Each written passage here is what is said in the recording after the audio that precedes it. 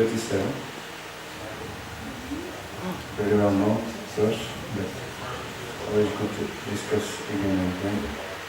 Sri Bhagavan Vacha, Sri Bhagavan Vacha, Kam Esha, Kamesha, Krodha Esha, Krodha Esha, Rajaguna, Rajaguna, Samudbhava, Samudbhava, Mahasam, Mahasam, Mahapapma, Mahapapma, Vidyenam, Vidyenam, Ihavarinam, Ihavarinam, Vairinam, Vairinam, Sri Bhagavan Vacha, Sri Bhagavan Vacha, Kama Esha, Krodha Esha, Kamesha, Krodha Esha, Kama Esha, Krodha Esha, Kamesha, Krodha Esha, Rajaguna Samudbhava, Rajaguna Samudbhava, Rajaguna Samudbhava, Rajaguna Samudbhava, Mahasana Mahapapma, Mahasana Mahapapma, Mahasana Mahapapma, Mahasana Mahapapma, Vidyenam Iha Vairinam, Vidyenam Iha Vairinam, Vidyenam Iha Vairinam. Vidyenam Iha Vairinam.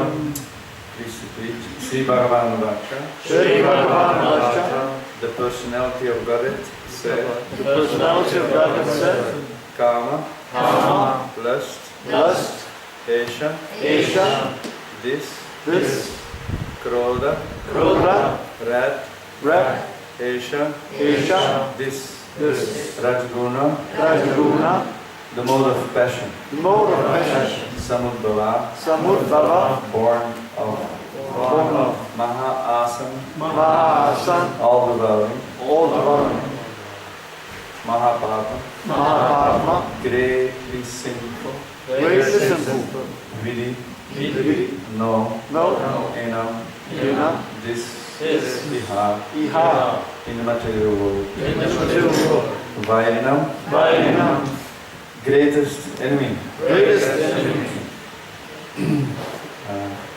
Translation and purport, the divine grace I see, Bhaktivedanta Swami Sri. Jai. The Supreme Personality of Godhead said, it is lust only, Arjuna, which is born of the contact with the material mode of passion, and then later transformed into wrath, and which is the all-devouring, sinful enemy of this world. Please repeat. The Supreme Personality of Godhead said, Supreme Personality of God said, it is lust only, it is lust only, Arjuna, Arjuna, which is born of contact which is born of contact with the material mode of passion, with the material mode of passion, later transformed later transformed into wrath, into wrath, and which is the all-devouring, which is the all-devouring, sinful enemy sinful enemy of this world. of this world. Purport: when a living entity comes in contact with the material creation, his eternal love for Krishna is transformed into lust in association with the mode of passion. Or in other words, the sense of love of God becomes transformed into lust. Just as milk in contact with sour tamarind transformed into yogurt. Then again, when the lust is unsatisfied, it turns into wrath. Wrath or anger is transformed into illusion. And then illusion continues the material existence. Therefore, lust is the greatest enemy of the living entity. And it is this lust only which induces the pure living entity to remain entangled in the material world. Wrath is the manifestation of the mode of ignorance. These modes exhibit themselves as wrath and other corollaries. If therefore the mode of passion, instead of being degraded into the mode of ignorance, is elevated to the mode of goodness by the prescribed method of living and acting, then one can be saved from the degradation of that by spiritual attachment. The Supreme Personality of Godhead expanded Himself into many for His ever-increasing spiritual bliss. And the living entities are parts and parcels of this spiritual bliss. They also have partial independence, but by misuse of their independence, when the service attitude is transformed into the propensity for sense enjoyment, they come under the sway of lust. This material creation is created by the Lord to give facility to the conditioned souls to fulfill these lustful propensities. But when completely baffled by prolonged lustful activities, the living entities, they begin to inquire about their real position. Hopefully. This inquiry is the beginning of the Vedanta Sutras, where it is said, Atato Brahmanigyasa. One should inquire into the Supreme. And the Supreme is defined in Srimad Bhagavatam as Janmadhyasya Yato Bhaktya Pitaratas Cha. Or the origin of everything is the Supreme Brahma. Therefore, the origin of lust is also in the Supreme. If therefore lust is transformed into love for the Supreme, or transformed into Krishna consciousness, or in other words, desiring everything for Krishna, desiring everything for Krishna, then both lust and wrath can be spiritualized. Hanuman, the great servitor of Lord Ram, he exhibited his anger, his wrath, by burning the golden city of Ravana. But by doing so, he became the greatest pure devotee of the Lord. Here also, in the Bhagavad Gita, the Lord induces Arjuna to engage his wrath, his anger, upon his enemies for the satisfaction of the Lord. Therefore, lust and wrath, when they are employed in Krishna consciousness, they become friends instead of our enemies. Om Ajnanatinamindasya Janandana Sarakya Chakshuramintanyena Tasmai Sri Namaha. I think it's such an important sloka, and it's good to again and again discuss it, try to understand, after understanding, try to work with it. Right? So a few points, so many points in this verse and in this purport, so many points which we have to understand properly. So first of all, actually, we have to understand the scene. Bhakti Yoga is not a sleepy process or just some routine process or some time pass or some good feel or some shanti, shanti, shanti, shanti. This will not work. The whole purpose of the Bhagavad Gita is very dynamic, totally dynamic. Sorry. Requires a lot of enthusiasm, a lot of energy, a lot of concentration, a lot of dedication, otherwise it's going to be a failure. Right? So, Arjuna is one example of a student, like all we are coming here because one way or other, I think we want to be students. It's not just time pass here, right? we coming here and there's all the different levels of dedication, I think. Those who come here, and I see regularly coming here, there is a serious commitment here. Whether you're initiated or not, whether you live in the temple or not, whether you're married or not, whether you wear a dhoti or not, I see the regular faces is all. If you come regularly here, that means, yeah, there is some seriousness here. We declare ourselves students, is it not? Yeah. It's not like a regular student in the college where you have to inscribe and then you're a student. It's a commitment in the heart. No, you cannot just stick it on the forehead. So we are all students, right? So Arjuna is also a student, although he's standing ready with armor in different students' positions. Bhakti or Krishna consciousness not stereotype or at all. So he wants to know, I have responsibility here. He has the responsibility of protecting a whole nation against ignorance, against nations. It's both socially, and individually, it's responsibility. So now he has to get shaped up for proper activity, engagement. So he needs a lot of perfect advice. If the advice is wrong, your life is a mess, isn't it? Am I right? We experience that in modern time.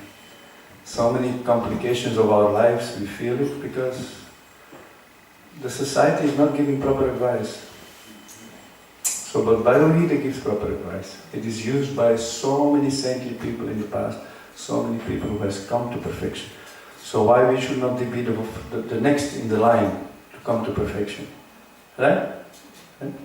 And Arjuna also was like this, so he's asking this very wonderful question. What is one impelled to sinful acts even unwillingly as we engaged by force? Right? Then Krishna gives immediately the answer. It is this lust. This lust means this desire. Desire is not wrong. Never misunderstand. We have to get rid of this impersonal understanding. We should stop desiring and become like, don't talk too much, don't smile too much, don't move too much, and then you'll become a perfect sadhu. This is not Krishna consciousness. Dance more, sing more, speak more, but you desire more, but not for selfish sense gratification. That is lust, material desires. No material desire, spiritual desires. And what is the spiritual desire? We have to have a crystal clear understanding of God. We should first of all stop our envy towards God. Deny, stop this negligence discussing the topics on God. Both for ourselves and in our circles. What is this? Always avoiding God. Because somebody misused God. That's why we avoid God altogether. This is not smart. Intelligence means you can exactly see what is the problem, what is the good thing, and what is the bad thing. Not that you also, with all the bad things, you throw out also all the good things. Is that intelligence? So much misuse of God, religion, and then we kick out God also. This is less intelligent. Right? Slim desire, we misused our desires. All of us. That's why we are here. Does it mean we stop desiring?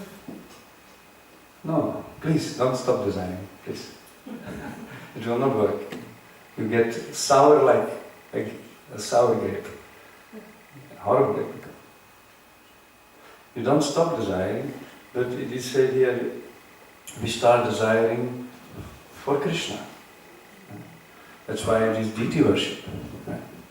We want to see beautiful forms, then that's why the deity worship is there. You can dress so nicely, you can decorate so nicely. And then the desires for a beautiful form is fulfilled. Or seeing the devotees. If you see the beauty of the devotees, you get purified. It's true. If you see the devotees in the tilak, in the sikha, and the way they dance, that when you get attracted on this way, your desires get purified. You get uplifted. So to be busy on the altar, to be busy in the kirtan, that might look like an ordinary passion. And it said, this is dangerous. This lust is born from passion. And passion, the product is lust and anger. And they are the all-devouring enemy. Ordinary passion, for building ordinary things, for my sense gratification. This will kill you. It will destroy your personality, it will destroy your life, your family, everything. But that same passion, it is said, Prabhupada said, you don't stop it. You use it in the kirtan. You use it to decorate, to clean the temple and to decorate for cooking and cooking and cooking. There are some good cookers here. And they're always cooking. And you see how they're happy there in Krishna consciousness. That passion has to be used. Don't stop your passion. No? But use it for Krishna. If you want to talk nicely, keep talking. From morning to evening. But about Krishna. You learn that art. There is no scarcity, there are so many slokas, it's unlimited. So that if you want to, everybody knows the problem is lust. Kam, Krodh, Lobha are the three gateways to hell. Lust, anger, Kam, Krodh, Lobha, and greed. I want position, I want recognition, I want so much money, I want this, I want a house, I want a car, I want a wife, I want a husband, I want children, I want so many things. I want career, I want. All in the material field. Stop it. Stop it, but don't stop desiring. I want beautiful deities, I want more prasad distribution, I want more devotees, I want more programs, I want more dhotis, I want more saris. To dress like gopikas, and we can say, Krishna, Prabhupada says, you see the opposite sex, ladies, either as mothers or like gopis. Right? Because gopis, they belong to Krishna, not to me. Right? And it works. It works really like that. That's why all this energy, that's why I said, Krishna warns Arjuna. It is not a super soul which makes you do all these things. Because sometimes, why God allow all these, activities? Don't blame God for this. Don't blame your own nonsense on God. It is that own, Krishna explained, it's that own developed thing of material desires which you have developed that makes you act sometimes unwillingly. These material desires, life after life, have been, conditioning you, and it acts even you want to stop it after having higher knowledge. You cannot stop it. No? And don't blame God for this. You see, that is in one of the next purports. It is not, the cause is not the super soul. The cause is calm. So how carefully we have to deal with this calm. Don't allow it to grow. But then again, first, so if this calm works too much, we have too many material desires, too many material plans. First of all, then there are no desires left for spiritual plans. We have to consider this. We have to make a balance sometimes. Right?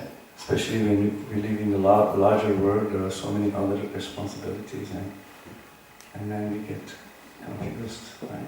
So we have to see, we have a limited stock of desires, and we have to see where we want to invest them. Right? Because if there is too many material desires, and the nature of the material world is that they will stop at one time. They cannot be fulfilled. And then you become sour. You become frustrated. The mind makes a whole game. And then you get into illusion. He said, this let you absolutely forget Krishna. So we have to be careful with our material desires. But don't be careful with your spiritual desires. Don't be shy because your material desires has frustrated you. Now you become afraid of your spiritual desires. That's why Prabhupada gave such a brilliant process. He says, you like to talk, you like to sing, you like to dance. He went to America and he liked dancing, parties. Okay, he made a party every Sunday, love this. Dance, sing, as loud as you want. You like good food, restaurant, this, that, blah, blah, blah, blah. Okay, then we make a restaurant in the temple. And you can eat, so you can eat as you want. That's why we have a feast. So many spiritual processes, they say, don't eat this, don't eat that, and oh my God, that becomes difficult. No, if you like to eat, you eat nice prasad. And this process works. It's not that first you have to go so much frustration and so much trouble and so much suffering, and then you become spiritually advanced. And they asked Prabhupada, oh, that process is very austere. Prabhupada refused to do it. No, Krishna consciousness is not austere. It's, eating vegetarian is nice food. Getting early up in the morning, that's very healthy. Prabhupada, like this, answering. Sex life, no, then you marry and you produce children. Up to that point, where is the austerity? So it's quite interesting. We have to hear again how Prabhupada explains points. You have to keep hearing because Prabhupada is such a secret with him. Total success of life. If you want to have an example of a perfect, successful person of life in all aspects, A.C. Bhaktivedanta Swami Prabhupada. He studies first class. And how he inspired other people to make their life successful. But we have to hear and study carefully. Go through all the points. So that's why in the last point here is said, the last purport.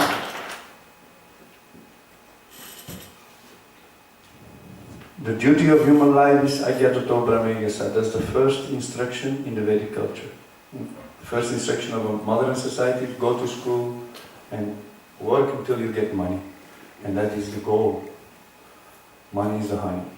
But that is not the first instruction in Vedic culture. There is not much discussion about money and economic things. That is automatically there. That knowledge also we don't have to do. How to do that. First instruction is find out who you are, what is Brahma and what is Brahman. Who are you? Why I am here? What is after death? What is the goal of life? Why there is suffering? So, redirecting our desires. And then the answer is, oh, I'm not alone.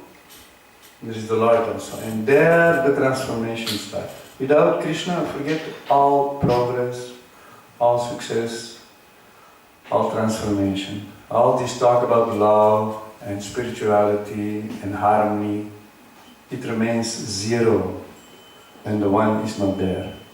Why are you afraid to put one? 1 0. Oh, this hero.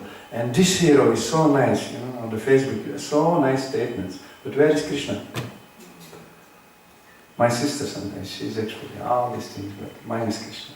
I say, this is all mine is Krishna, it will not work. And then she is sorry. But she knows that she's avoiding something. Like this, so we have to really be so clear that it's about developing our desires towards Krishna. In the association of others who try, and then spiritual life is not a suffering. It's not a heavy thing. It doesn't have to be. Then you learn to live with the devotees, and then it's real nectar. So maybe I stop a bit earlier when it's always, and there are many times questions. So anyone has questions on this?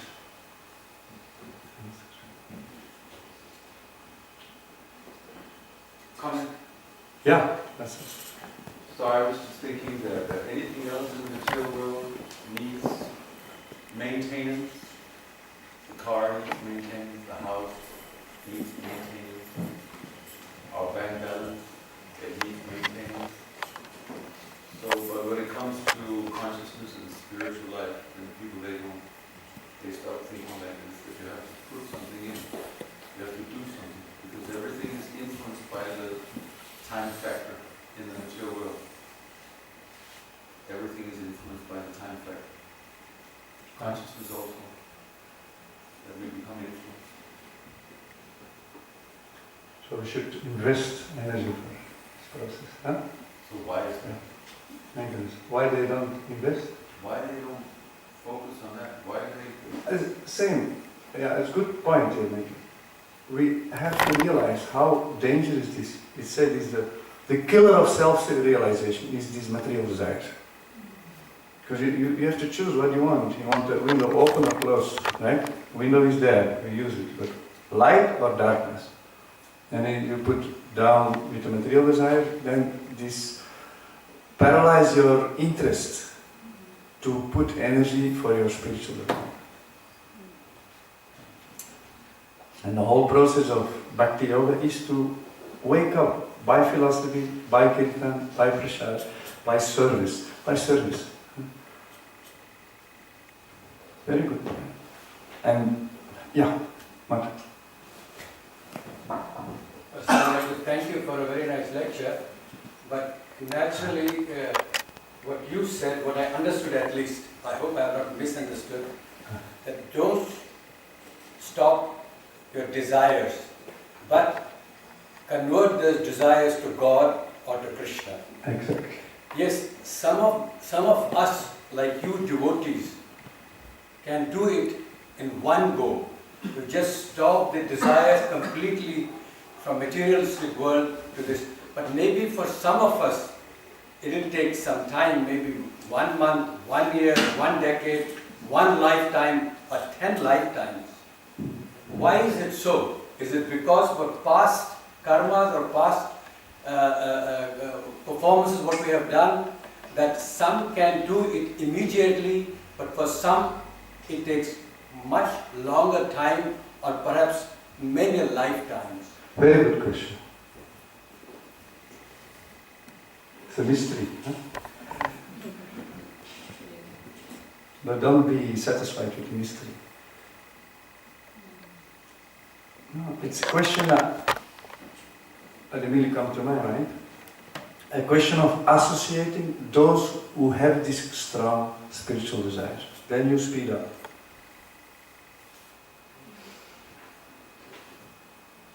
All of us, each of us, we don't know who will be first in the spiritual world. I don't know. You can say, anyone can say. But Prabhupada said, try to do it one life. I'm talking to myself. Just, and let's become ambitious, spiritually ambitious. But that's why Matu makes a good point, especially, when you live in the temple, you can speed it up. Because the whole situation is totally, absolutely geared to Krishna. It's a laboratorium of spiritual perfection. But that's a college. But for the Grihasthas, it's also possible. That's why I have these Bhakti Vriksha programs. So we want to ask also all of it, how many of you are connected or know about it, that there is a Bhakti Vriksha, and how to involve and what is that system. Because if you can drive a good speed of 80 kilometers, why you should pedal on for 10 kilometers? Huh? When you have a nice car available. Yes? So you can always inquire from us, Chaitanya Chandra Prabhu, Narasharana Prabhu, anyone.